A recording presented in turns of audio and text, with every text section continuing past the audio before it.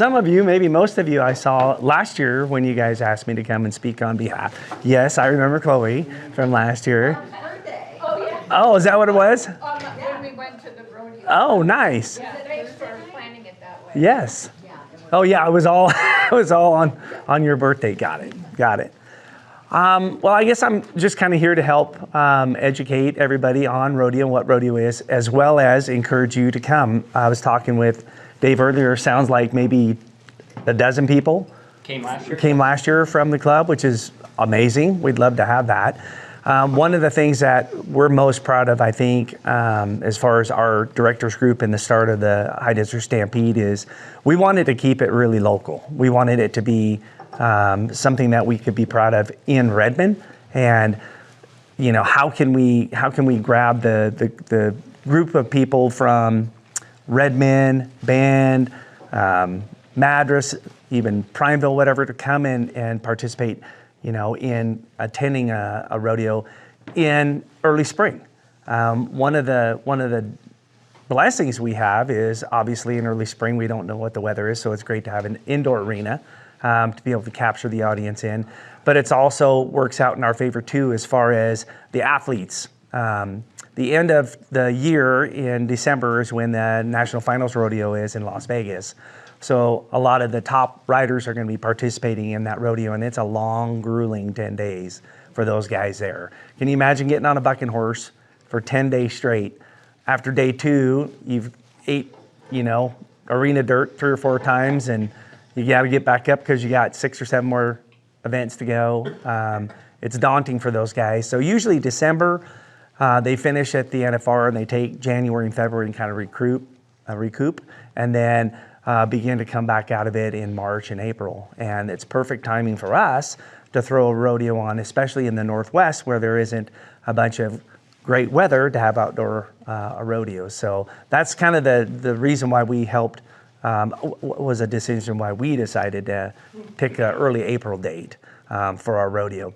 As many of you know, we're in year 9 of this rodeo. So 9 years ago, there was 7 of us decided we wanted to start a rodeo. We all wrote checks to pay for the judges, to pay for the arena, to pay for the stock contractor, to pay for the ticket setup. We had volunteers. What's that? No, we didn't pay. No. We had about 6 or 7 arena banners up in our arena, and the rest was bunting. So it was just like this plasticky fabric that went around that was like red, white, and blue with stars and stripes on it. It was filled in the gaps, right, for where we didn't have arena banners. Fast forward now, 9 years later, we can't fit any more banners in the arena, and we've since moved on to selling spots to, you know, mezzanine banners and then aerial banners and different wall banners now, and so it's been a real blessing to see the growth of the High Desert Stampede here in Redmond for sure. We also get really good support from Sisters Rodeo and Crooked River Roundup. The 3 of us really work well together.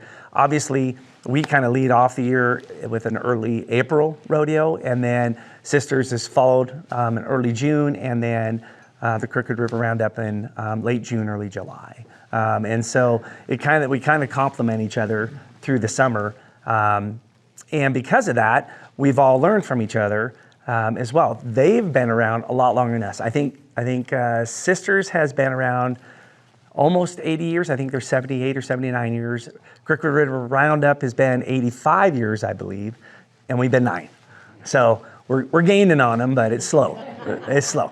It's kind of one of those things where you can learn from tradition, and we have the ability to use a lot of that, but we also have the flexibility to kind of set our own mark on how we run our rodeo. Some of the nice things that I think that we bring to the Central Oregon group that is outside of maybe Crooked River or Sisters is we don't do any type of halftime show or anything like that. You come to the rodeo and it's full rodeo from the time that it starts till it's over. So we start with bucking horses, we end with bucking bulls, and there's no frilly in between. So it's about 2 hours, just over 2 hours.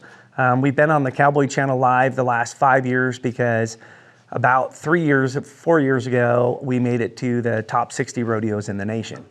There are over 770 PRCA rodeos in the United States. And to be a 9-year-old rodeo and to be in the top 60 is pretty good. To be a 6-year-old rodeo and making it in top 60 is really good.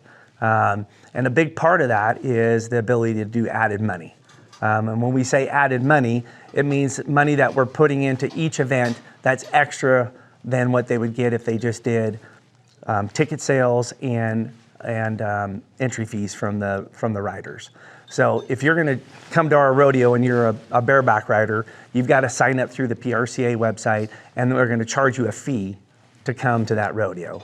And then once you're there, you have a chance to win whatever the pot is. So the pot's going to be a collective of ticket sales, sponsorship dollars, and a portion of the entry fees that went in. With the dollars that go into the rodeo, ticket sales, sponsorship, we have to pay a lot of our other people as well.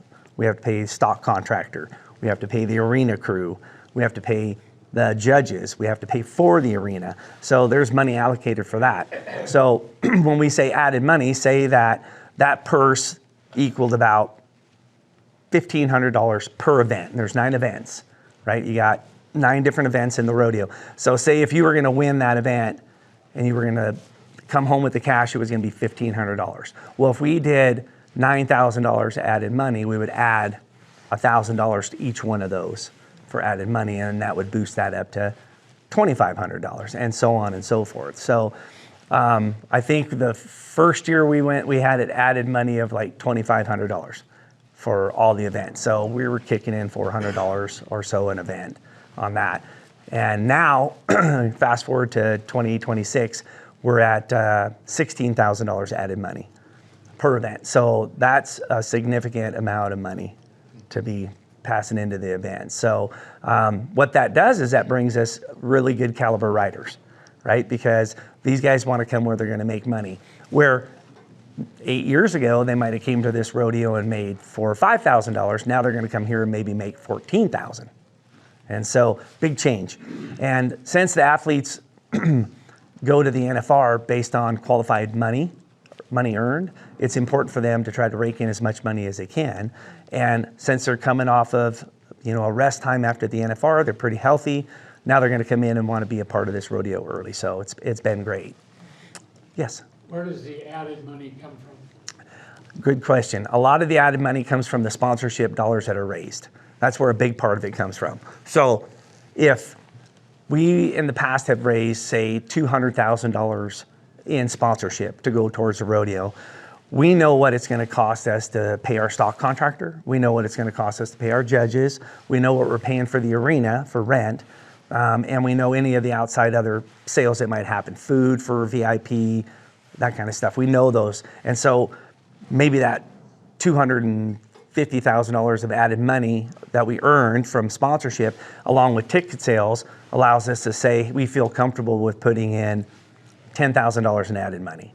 Well, as the years have gone by and the sponsorship has grown, we've been able to look at that and say we want to put more money back in the Cowboys' pocket and back into the community by bringing the best caliber of athletes we can get in here.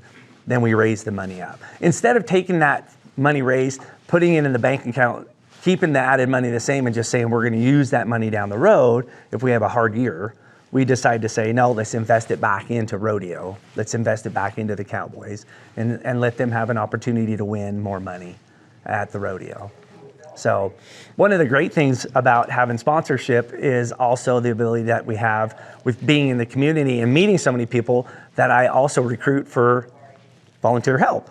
So I might be going to a business and saying, hey, Severson Plumbing, would you guys be interested in, sponsoring us this year? And they would say yes. Well, they've got like 75 employees, and I'm always asking, any of you guys want to volunteer at the rodeo? We'd love to have your help. And it's surprising. Actually, we do get quite a few people say, yeah, we'll come give you a hand. And it's been a good mix of people. I mean, probably I would say 40-50% are, your mature adults that want to help at the rodeo. then you get some of the younger kids that are able to do it on the weekends, but during the midweek, it's kind of hard for them to be there. But we get great representation and support from FFA as well. It's another group local that we pull into the rodeo for help. The kids come there and they get volunteer hours for them, for their credits, but they help with seating and help those people that are less fortunate, can't get around, to find the elevator, to get into their handicap seating area. So that's been a great asset. We've increased our shuttle service over the last few years too. That's a long walk from the parking lot up to the front doors now, and now we've got shuttle services that run out and grab people. It's another thing that we've had the volunteers doing. I will say over the last probably 6 or 7 years, the sponsorship has grown to a point where it's a lot easier to get sponsors than it was when I first started. I took on sponsorship from day one. So when we started the rodeo, there were 7 of us. We wrote checks of what we thought it would cost us to cover the cattle and the judges. We didn't know what it was going to cost for the arena. We didn't know if the cowboys were going to come. We'd have to pay for, the other aspects of it. And we covered it with what we put in and then what we were able to raise in ticket sales and some sponsorship, which was great. And I would say that those first couple years, if we broke $70,000, $80,000, $90,000 in sponsorship, we were pretty tickled. I mean, that was pretty good. I think the first year that we broke $100,000 in sponsorship, it was incredible. Like, we were like, wow, right? I would spend time going to a lot of the bigger outfits too, like Boot Barn or Polaris or somebody, Ford dealer or whatever, trying to see if we could get a regional or national company in, and most of the times it was no. After about year 6, when we started being played regularly on the Cowboy Channel and they saw the athletes that were coming, Boot Barn was calling me. And they were asking. And what was kind of fun, actually, is we have first right of refusal for those people that have been sponsored with us from the beginning of our rodeo. So if you came in and you were Abbas Well Drilling and they said, hey, we want to shoot the very first time. We're like, yes, you can have the shoot. Thank you. Every year they get the shoot if they want it. They're first in line for that. And you know what? They don't give it up. Everybody that gets a shoot or an out gate or one of the bigger banners, they don't want to give it up. So when Boot Barn called me, they said, hey, we've been watching your rodeo grow. We're super excited. We want to partner with you. And I was like, great, that's fantastic. They're like, yeah, we want to shoot. And I said, sorry, you don't get a shoot. And they said, well, why not? And I said, well, those are already taken. We've got sponsors that have been here from day one, and we respect that with them, and we're going to give them the opportunity to stay there. And she said, oh, well, I understand that. Okay, well, we'll take the outgate. And I said, no, the outgate's sold too. And so she thought about it for a minute, and she said, well, what do you think? And I said, well, I think I can figure something out for you. How about you tell me what dollar figure you're talking? And then she went down and wrote down about what she thought she wanted to spend. And I said, well, we'll figure that out. And in turn got them a different sponsorship with a different level of representation in the arena. But we have been very loyal to those sponsors that have helped us from the ground up to keep us. And now, besides Boot Barn, we have Next Era Energy, Quantum. If you go to our rodeo now, you'll see we have aerial banners hanging down from the arena, which has been a new thing for us the last couple years because we ran out of space of things to sell. There's only so many arena banners you can put in the arena. That's like 64. And those have been sold out every year. Mezzanine banners, I think we can do about 40 if we fully sell those out. And I think we've been averaging about 32 on those. This year we've pushed that mark a little bit. And then we've had to create other banners outside of that. We do banner per night where we have these great big banners that are over the rough stock end, and we'll switch those out. Vasquez Painting, if anybody needs their house painted, that's the guy to go to. Vasquez Painting came in this year. He is one of the largest sponsors we have ever had for a local painting company. Coastal is our title sponsor. they were bigger than Coastal this year for their sponsorship, and which is really amazing that they wanted to be that known in the community at that level. And they do a lot of painting in the community, and they also do some sheetrock. So if you guys got some jobs, you should look at the people that are at the rodeo, because a lot of these people have put their sponsorship in hopes that they'll get, phone calls out of it. But I would say the majority of them know it's just for the cause, and that they're not really thinking they're going to get their door beat down because somebody saw their, name in the arena at the rodeo. But I thought I'd leave it open for questions. Last year you guys grilled me, so I'm a little bit prepared this year. So what do you got? Yes. Are you doing family night on Thursday again? So every year we usually do a family night with KTVZ. And this year it is probably going to be Thursday night. We are just going through our production team meetings now of what events and what we're gonna do, because we do like military night. The last several years we've done that. We've done family night. Then we did lineman night, I think was last year. If you guys went on either Friday or Saturday night last year, you saw the big lineman truck come in there with a huge American flag on it. That was lineman night. So we kind of rotate those through the year. I think though that Thursday night will be family night. And this year also, the last couple of years we've done extreme bowls on Wednesday night. We've gone away from that. So now we're doing what we call a special section for Thursday night.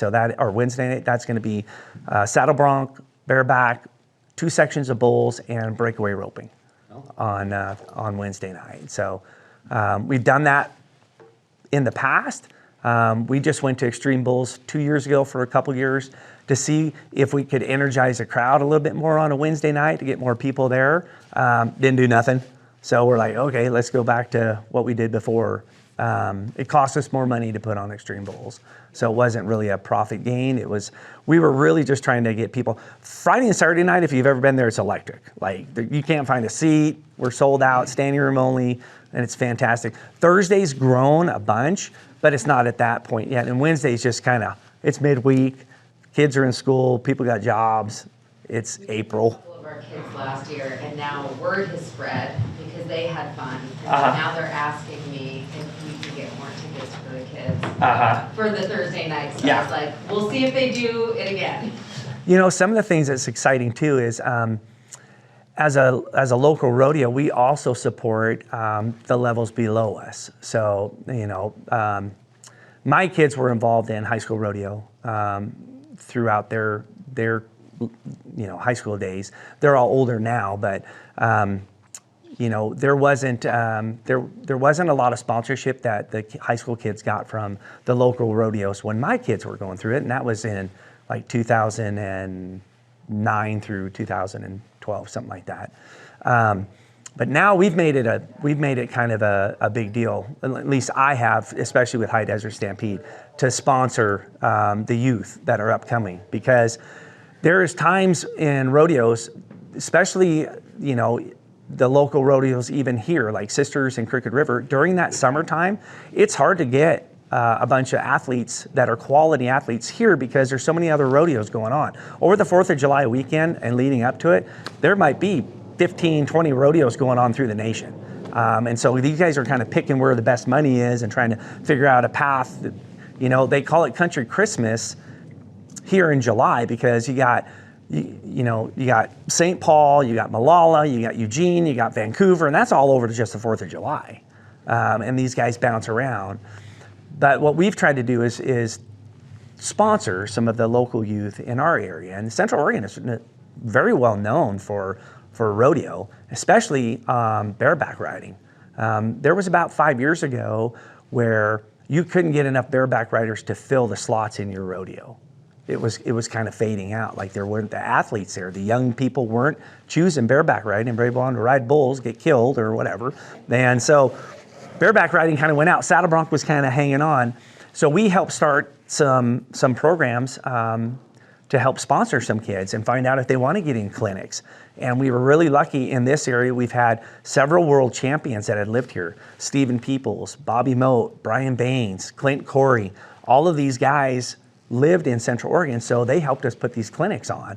And next thing you know, we're doing clinics for 8-year-old kids, 9-year-old kids. They're riding, pretty mellow horses. They're just getting the feel of it. We're teaching them how to get on a mighty buck, which is just it's like a box that you kick. It's called a mighty buck, and you can rock it. It gets them the feel of it. But you give them time on that and showing them how to use their free arm and what it feels like to get in your rigging and how your glove fits in there and showing them all this stuff when they're 7 or 8. And then all of a sudden, by the time they're in high school, they're interested, right? I had 2 or 3 kids that were in high school when we were about year 5 in the rodeo that approached me and said, hey, and I know their dads, they were sponsors for the rodeo, and I knew that they had just got excited about high school rodeo and wanting to ride, and they were looking at bareback riding, and they caught me at the rodeo and they said, do you think it'd be okay if we went behind the chutes? Met some of those guys back there, and I was like, heck yeah, let's go. So I took this group of kids down there and introduced them to some of the guys that were bareback riding professionally, right? It stuck. And next thing you know, there's 3 or 4 kids from this area that have gone on to college now. They're riding college rodeo on scholarships because they did so well in high school that they've earned themselves a college education by bareback riding or saddle bronc riding or bull riding. And that's just in the rough stock. There's others. There's team ropers. There's bareback or breakaway roping, there's steer wrestling, there's all kinds of avenues. But these boys stick out to me because I know them personally and I've watched them graduate. 2 of them have entered for our rodeo this year. I don't think they're gonna get in. We had over 48 bareback riders apply to our rodeo. That's insane, that's really good. So I think our numbers were 48 bareback riders, 48 saddle bronc riders, 67 bull riders, 91 barrel racers, I think 87 breakaway ropers. I think we had 45 steer wrestlers. I think we had 50 teams of team roping. And I think we had 87 or 67 calf ropers. So is that first come, first served, or do you guys have it, you pick the best? So it's not us that picks it, it's the PRCA that governs that. And it comes in, you're placed in, there's 2 things that help you. One is money earned so far through the year, and then if it's your circuit. So the country is broken up in different circuits. We're the Columbia River Circuit is what we are. And our finals are actually held here in October at the same arena as the High Desert Stampede. But so that's how they choose that up. So these boys, they have a chance of riding. The only way they have a chance of riding is what they call a draw out. So like a cowboy can't come. He's signed up, but maybe he's riding right now down in Kissimmee, Florida or something, and he breaks his leg and he can't come. He'll call out, say, I can't make it. They don't fine him because he's got an injury, but there'll be an open slot, right? And so you can be a walk-up. So you can come into the rodeo on Thursday night, have your PRCA card, and say, hey, you got a horse I can ride tonight? And they can say, well, by gum, we do. But you're in the draft, like the draw is already done. So you're not gonna know what you're getting on until you get there. And the thing that's a little bit scary about that is these kids are young, so they've rode high school and a little bit of college. The horses they don't take the good horses to the high school rodeo. No, they're gonna take the good horses to the college rodeos, and then the really good horses are gonna go to your rodeo events, PRCA, and so on. Yes? 2 questions. One, if you said it, I missed it, the dollar amount of sponsorships you have this year. And then my second question was, last year you talked about an event unique to this rodeo involving women. Was that the breakaway? Breakaway, yes. Is that still unique to this rodeo? Yeah, well, we were one of the first ones that started, that put it into performance. So breakaway rodeo, our breakaway was part of rodeo, but it was in slack. I think I explained what slack was last year, right? So we have 48 bareback riders that want to ride, but we only have 4 nights that we're going to be able to put those guys in, and there might be 10 slots a night, so there's 40. The other 8 guys, we want them to ride, so they do it at a different time. They don't get to do it during the actual performance. That's called slack. So same thing with like the barrel racers. You know, we're gonna run out 40 barrel racers, but we have 95 signed up. So during the day, on Wednesday and Thursday, they're gonna run the barrels that all apply towards that rodeo. So breakaway is a women's sport where they just rope a calf. They don't get off their horse, but they have a flag on the end of their rope. And once that is pulled off of their saddle horn, they can see that flag and they mark them out for a time. And it's usually somewhere in that 3 seconds to 1 second that all happens. It's super fast. Like they're in a roping box, they're sitting on their horse, the calf is there, they nod their head, the calf goes out, they swing their rope, they throw it around the calf, they stop their horse, the calf runs, brings tension to it, the flag goes up. Yeah, the arena record that we have here is 1.8. Yeah, the actual record overall is like 1.4. Yeah, I don't even think that fast, you know? Yeah, yeah, exactly. And then one more to finish up with you. Total money raised this year is gonna hover right around $375,000. Woo! Very nice. Yes, sir. Does your institution have some sort of insurance program for these riders? Absolutely. Yeah. Yeah. So we have a rider, you know, for us for the High Desert Stampede, and then the PRCA has a health and welfare coverage insurance for the cowboys. But if a cowboy is hurt, it's not like it's a non-risk sport, right? They're not finding insurance for bull riders, you know. That's wasted money, right? Insurance companies going, oh no, I'm gonna have a claim and a claim and a claim and a claim. And so what they have done is they've done kind of like an independent insurance company, self-preserved. It's called the Cowboy Crisis Fund. And what that is it's a fund that's raised through Justin Sports Medicine. They have a way that they're, whether it's donations or sponsorship or whatever, that they create a fund that they put in for these athletes. If something is terrible is going to happen, and we've had a few, you know, where somebody's been stepped on really bad, or somebody's come off their horse really bad. You break your leg, it's pretty common. You break your arm, it's pretty common. You get a concussion, that's pretty common. You're not getting a check for that. They're just suck it up, right? Cowboy up on that stuff. But you're in the hospital because your spleen is torn open, or you know, you collapsed your lungs, then the Cowboy Crisis Fund is going to come in and help try to cover the bill. They're not going to pay for it all, but they're going to help cover it. Like that's the only type of insurance they have. We, as far as the event, we have to cover insurance for liability just for you guys. You know, surprised this didn't come up, but everybody knows a couple years ago, bull jumped the fence. I was just waiting. I knew that was coming. I was gonna ask them to change the way, Yeah, so. we talked about it, but I don't know if Yeah, it made so- physical changes. Yeah, no, it makes a difference. So the panels that the Sisters Rodeo had at the time were legal panels to have in there. Like they were the right size to have per the PRCA, right? And those were just over 5 foot panels.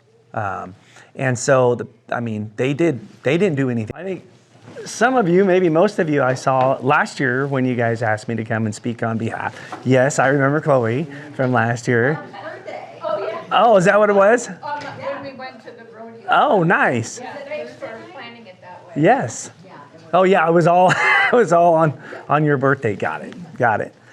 Well, I guess I'm just kind of here to help educate everybody on rodeo and what rodeo is, as well as encourage you to come. I was talking